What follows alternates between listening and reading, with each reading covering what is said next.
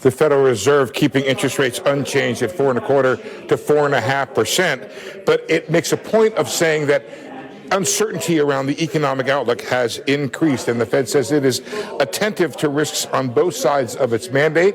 In a move that we will be debating, it removed the statement saying that risks to its dual mandate are roughly in balance. That came out of the statement this time. On the Fed's projections, it boosted core inflation to 2.8% for 2025 from 2.5%, so 0.3 up. By the way, exactly mirroring the CNBC Fed survey. It kept 2026 at 2.2, and same for 2027 at 2%, suggesting the Fed either thinks it will control inflation through its policy or that any tariff issues will pass through.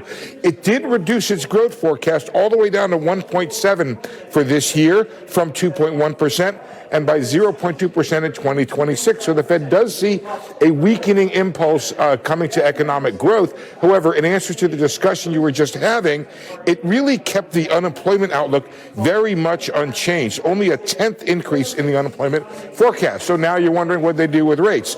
They kept the 2 rate cuts in place for 2025, but the dot plot is a touch more hawkish, and I will go over that in just a second.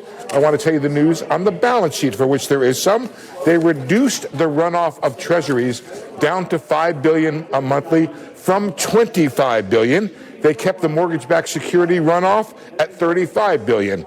Governor Waller, he dissented, very technical dissent actually. He agreed with the idea of not to change rates, but he did not want to change or reduce the balance sheet runoff. On the economy, they say it's expanding at a solid pace.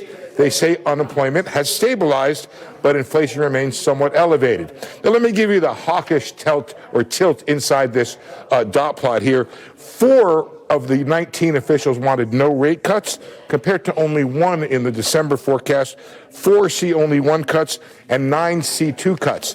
What's gone is the kind of, I don't know what you'd call it, the dovish wing of the committee here, where there were 5 people who were looking for 75 basis points of cuts this year. Now there are only 2. So a kind of compression here, leaving the top where it was and some of the bottom coming up. A little bit more hawkish here, but the median still maintaining a forecast or an outlook, not a promise, but an outlook for 2 rate cuts this year. Guys, back to you. So, Steve,